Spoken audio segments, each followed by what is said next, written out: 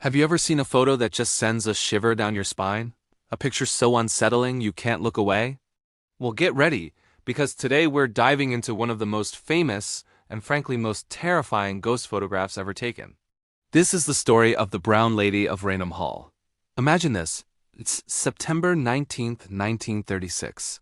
Two photographers, Captain Provand and Indre Shira, are on assignment for the prestigious magazine Country Life. Their job is to capture the architectural beauty of Raynham Hall, a magnificent country house in Norfolk, England, that has stood for over 400 years. They're setting up their equipment on the grand staircase, getting ready for the perfect shot. Everything seems normal. It's just another day at the office. But then, as Shira is getting ready to take the picture, he sees it. A faint, vaporous form slowly descending the stairs. He yells to Provand, "Quick, there's something on the stairs. Are you ready?" Provand, who can't see anything, dismisses it at first. But Shira is insistent. He sees a figure, a spectral shape in the form of a woman, gliding down towards them. Trusting his partner, Provand whips off the lens cap and takes the shot, a flash illuminating the grand hall. When they developed the film, they were stunned. There, on the negative, was the undeniable image of a translucent, shrouded figure descending the staircase. It wasn't a trick of the light, not a double exposure. It was a clear, yet ethereal, form. The photograph would be published in Country Life magazine and later in Life magazine, sparking a debate that continues to this day. Is this definitive proof of ghosts, or is it one of the most elaborate hoaxes ever pulled off? To understand the photograph, we have to understand the story behind the ghost. The Brown Lady is believed to be the spirit of Lady Dorothy Walpole, who lived in the early 18th century. She was the sister of Robert Walpole, Britain's first Prime Minister. Dorothy's life took a tragic turn when she married the formidable Charles Townshend, a man known for his fiery temper. The marriage was reportedly a turbulent one.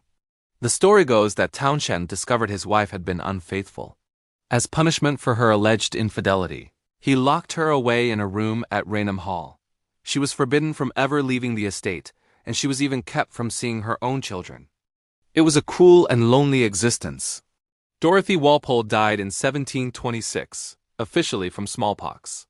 But whispers and rumors suggested a much darker end. Some say she died of a broken heart, while others speculate she was pushed down the very staircase where her spirit is now seen. Whatever the cause of her death, it seems her spirit was not at peace.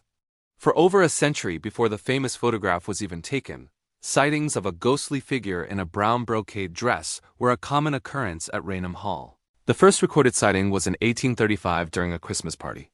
A guest, Colonel Loftus, was heading to his room late one night when he saw a woman in a brown dress. What struck him was her face, or rather, the lack of it. Where her eyes should have been, he saw only dark, empty sockets. A few nights later, he saw her again. This time he was so terrified he drew a sketch of the apparition to show the other guests.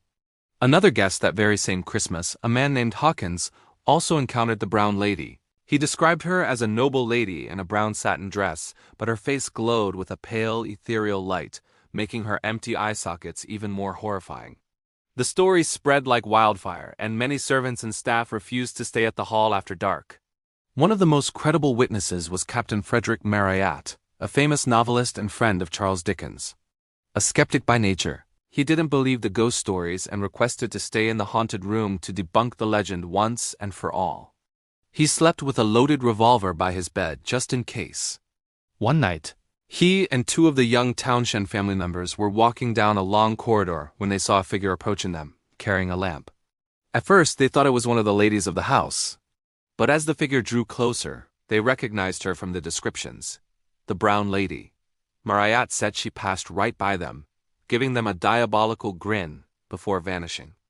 In a moment of panic, he raised his revolver and fired a shot straight through the apparition.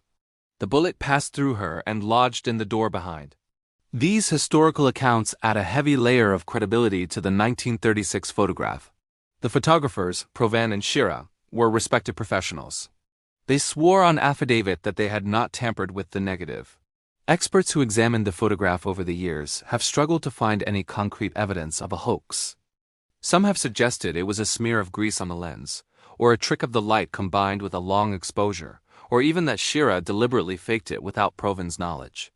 One theory proposes that someone walked down the stairs with a sheet over them during the long exposure. However, the details in the photo seem to argue against this. You can see the steps of the staircase through the figure's transparent form, something that would be incredibly difficult to fake in 1936. The way the light seems to emanate from within the figure itself is another detail that has puzzled investigators.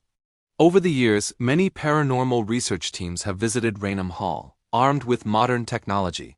They've captured EVPs, or electronic voice phenomena, and reported strange temperature drops and feelings of being watched, especially near the grand staircase.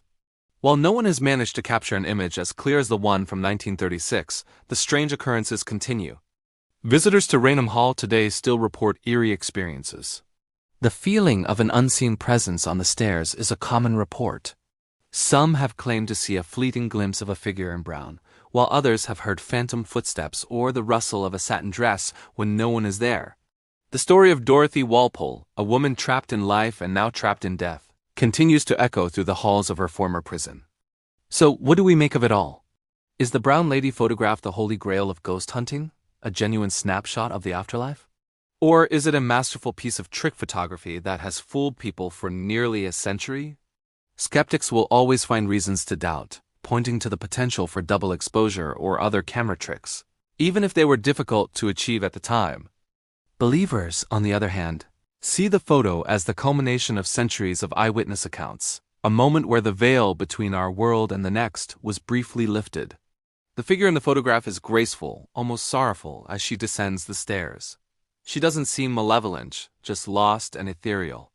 It's this haunting elegance that makes the photo so compelling. It's not a monster or a ghoul. It's the sad, lonely figure of a woman, forever walking the halls of her gilded cage. The Brown Lady of Raynham Hall remains one of the greatest mysteries in the paranormal world.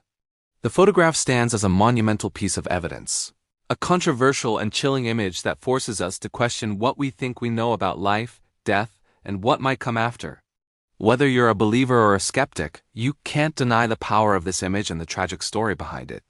It's a reminder that some stories, and perhaps some spirits, are truly timeless. What do you think? Is this definitive proof of a ghost, or is there a more logical explanation?